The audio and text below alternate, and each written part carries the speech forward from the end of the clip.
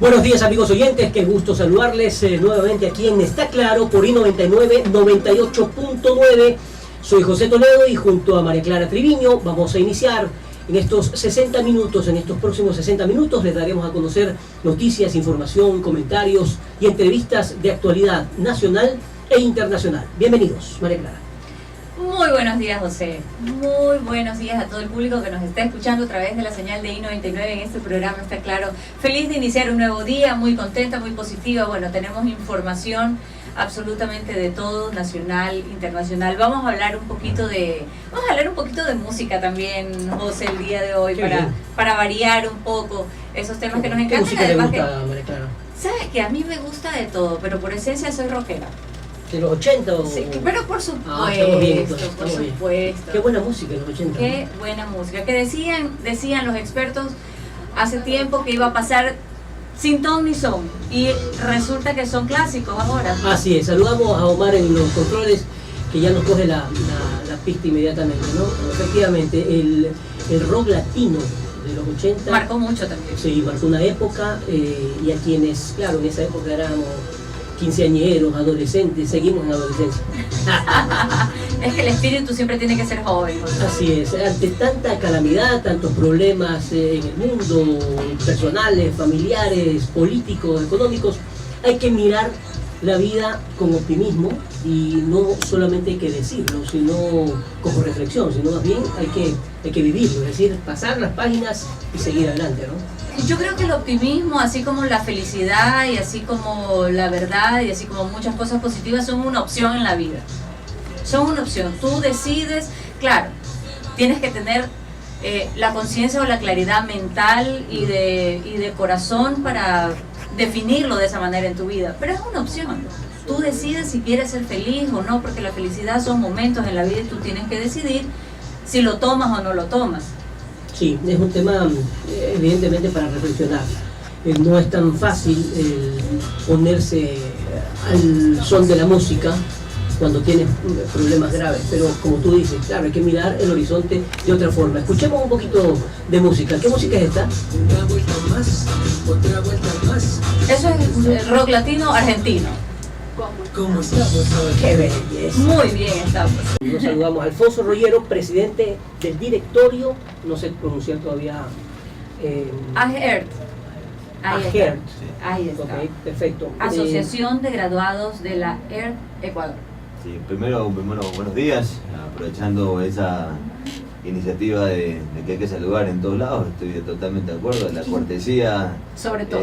no quita a los valientes y prepondera un poco los valores, ¿no? Y esa es la parte que debemos tener bien claro. Gracias por el espacio, gracias por la entrevista, estos espacios de conversación amena siempre, de construcción, son los que van a ayudar a no solamente un país que genere muchísima mayor cantidad de información, que es lo que uno busca, tener una información siempre de buenas fuentes y sobre todo clara. Es increíble como María Clara. Como María Clara.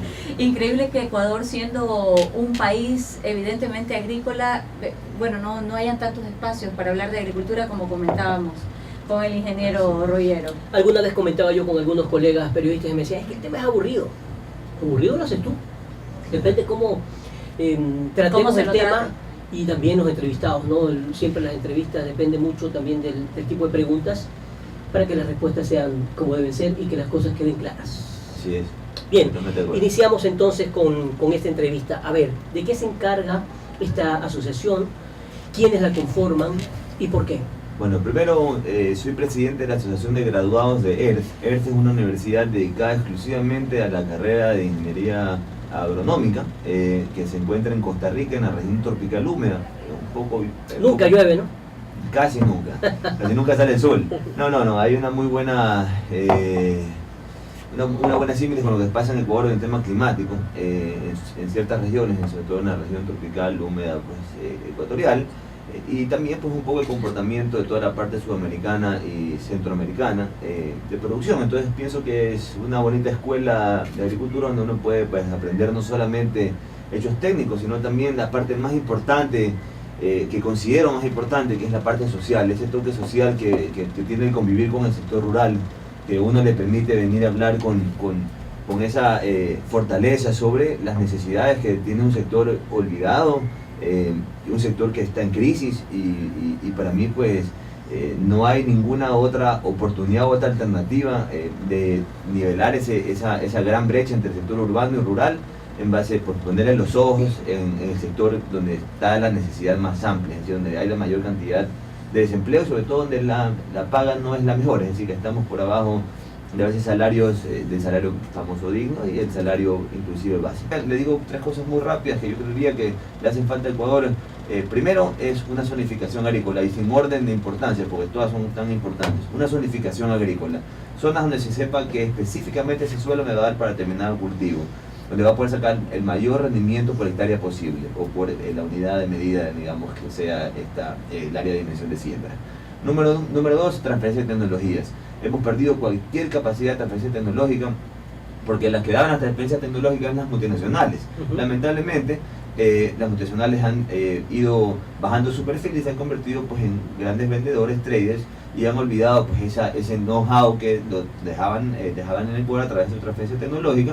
Y esto pues ya queda inherente pues, al ecuatoriano, que es la tercera parte, que es la investigación. Necesitamos investigar, necesitamos muchas cosas. Ecuador es un país, estamos considerados como dentro de los 12 países más megadiversos del mundo. De acuerdo. Entonces, si estamos claros que no somos un país, que somos un país megadiverso y encima no tenemos investigación, no hay transferencia de tecnología correcta y los proyectos que existen dentro de los ministerios son tan focalizados que son tan difíciles difundirlos, estamos en un problema muy severo porque significa que la agricultura no es una agricultura inclusiva sino exclusiva. De acuerdo, ahí es donde creo firmemente en que el trabajo tiene que ser en conjunto, ¿no? Empresa privada, empresa pública, gobierno, Estado en general. Y la academia, la materia gris, si somos, no hemos quemado las pestañas estudiando, ¿sí? Si seguimos preparándonos y hay una camada muy grande de personas que están estudiando hoy por hoy en AER, para aplicar todo ese conocimiento. Es para poder venir y no trabajar en arquitectura, pues no vamos a trabajar en una cosa que no está en nuestro sector, sino venir a aportar y decirle, señor, aquí la intención no es destruir, como siempre le digo, es una construcción no solamente de ideas, sino también de proyectos y forjamiento de proyectos. 9:47, estamos conversando aquí en Está Claro por I99 98.9. Volvemos después de la pausa comercial. Estamos conversando con Alfonso Rollero, presidente del directorio de la Asociación de Graduados EART. ¿Qué beneficios nos da una zonificación, por ejemplo, Miren, en el país? Muy rápidamente, primero un estudio grande de suelos en el país. ¿Qué tipo de suelo tenemos y este suelo qué me puede dar? Es decir, ¿Qué me produce? ¿Qué me puede producir y qué le falta para llegar a producir determinados cultivos? Porque yo pudiera sembrar banano en la sierra, pero seguramente pues, va a tener efectos contraproducentes económicos porque no va a tener la fruta de la forma que quiero, ni en el tiempo que quiero, tal vez ni siquiera se me dé la cosecha.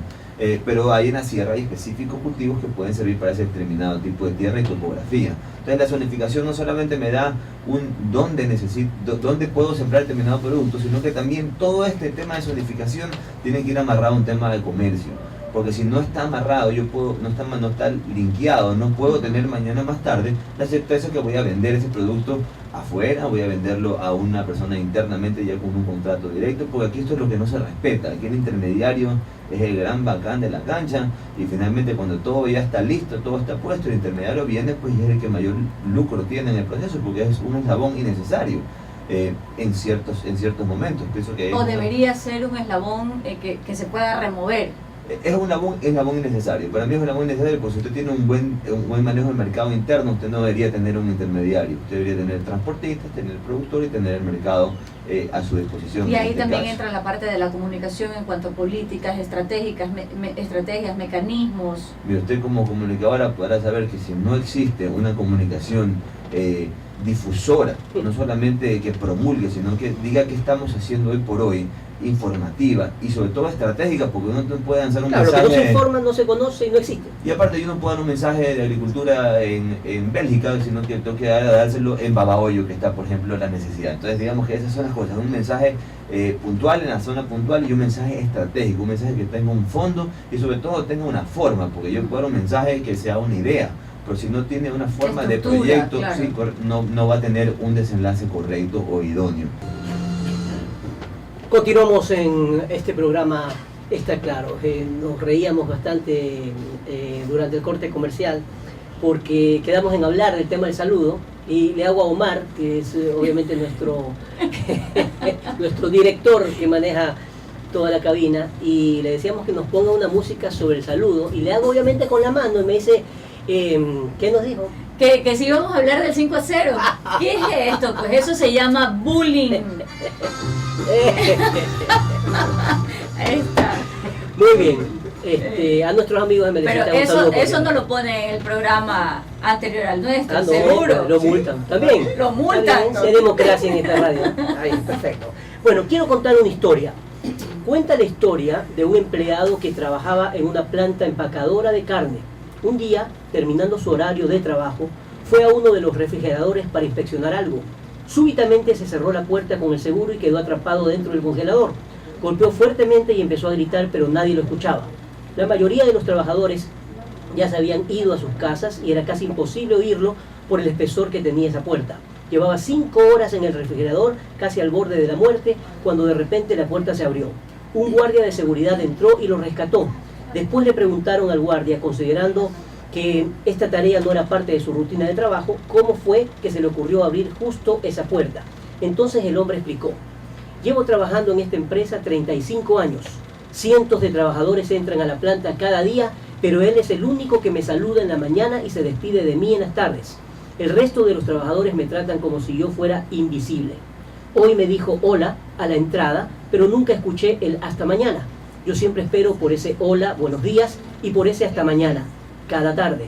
Por ello, al notar el paso de las horas y saber que todavía no se había despedido de mí, pensé que debía estar en algún lugar del edificio. Por eso lo busqué y lo busqué. Y finalmente pude encontrarlo. ¿Qué lección? Mira qué importante. Y sabes qué, si tú te pones a reflexionar, es real.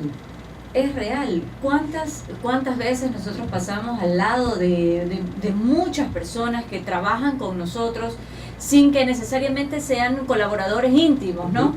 En la parte laboral, pero que los vemos todos los días. ¿Cuántas veces ha sucedido que tú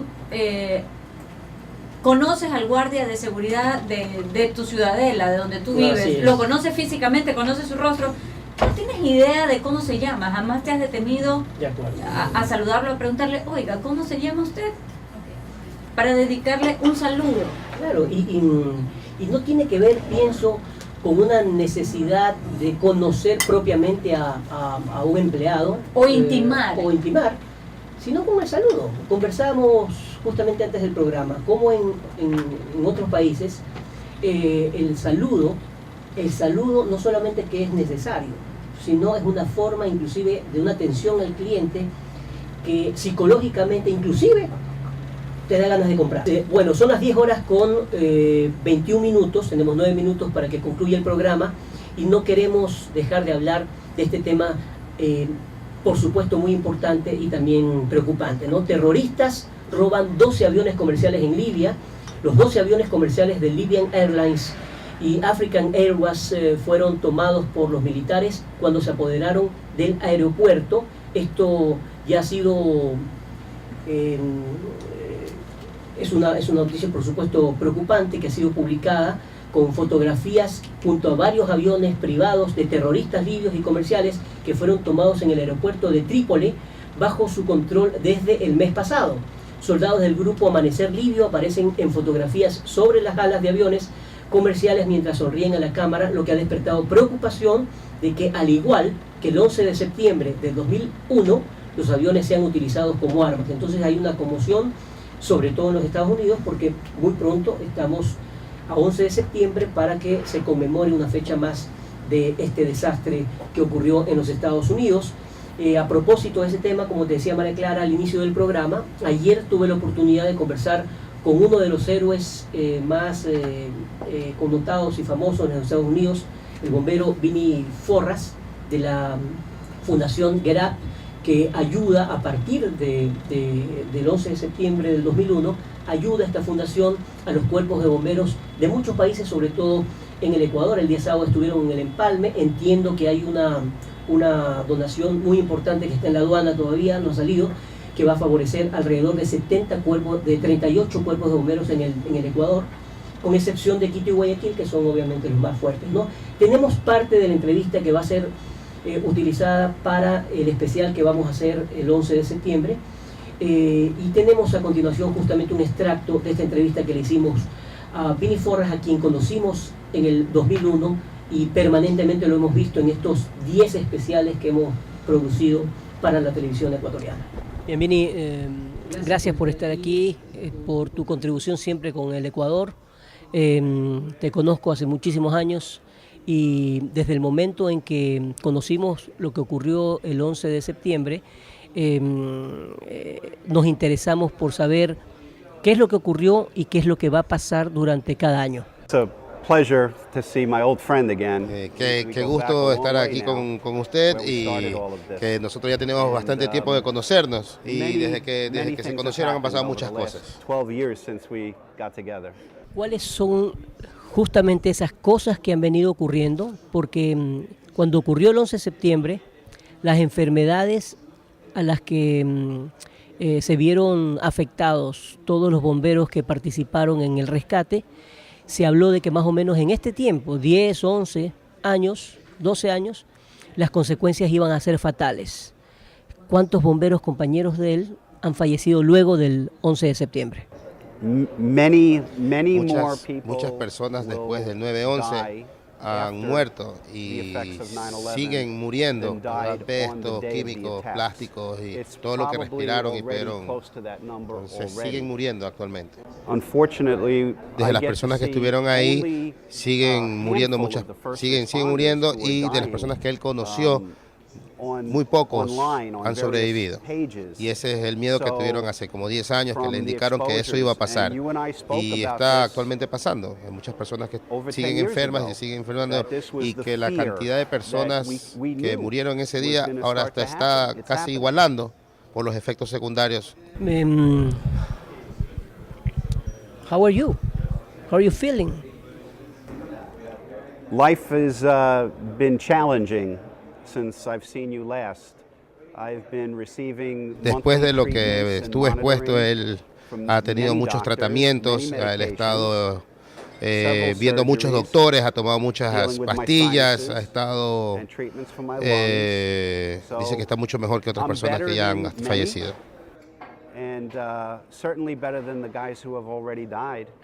Hablemos un poco del 11 de septiembre. Nuevamente, ¿qué pasó ese día?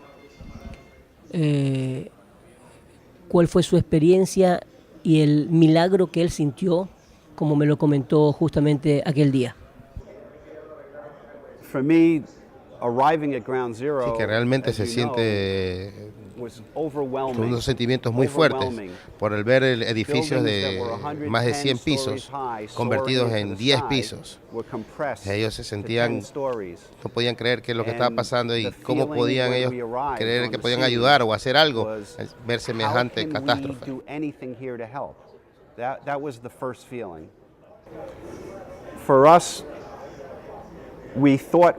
principio lo que ellos estaban haciendo fue una misión de rescate, pero realmente no pudieron rescatar nada. Lo que encontraban eran pedazos de personas. Dice que durante los 3 días que estuvo en la zona cero, estuvo bajo los escombros. Y llegó un momento a pensar de que Dios lo salve o que termine con su vida lo más pronto posible. Y que sepan los hijos lo que él trató de hacer. Dice que estando dentro de ahí entre los escombros, rezar, pensar en Dios, pensar en sus hijos, cuando eran pequeños y eran bebés, tenerlos en sus brazos, el olor de ellos lo mantuvo y le dio fuerza. Sí, pensar entre los hijos, todo eso le quitó el miedo. Y mientras tenía como sueño, se desvanecieron los hijos que tenía en sus manos, vio una luz. Después de 2 horas de estar buscando los escombros, moviendo los escombros, pudo salir y fue rescatado. También dijo de que si es que Dios le permitía que salir con vida, que él estaba listo ya para encontrarse con Dios. Parte de la entrevista con Vini Forras, el bombero héroe, justamente hablándonos de su experiencia en el 11 de septiembre, lo que ha ocurrido posteriormente, impresionante, ¿no? cualquier cantidad de los rescatistas, bomberos, militares, de aduana, etcétera, voluntarios, hoy están viendo las consecuencias o inclusive ya han fallecido.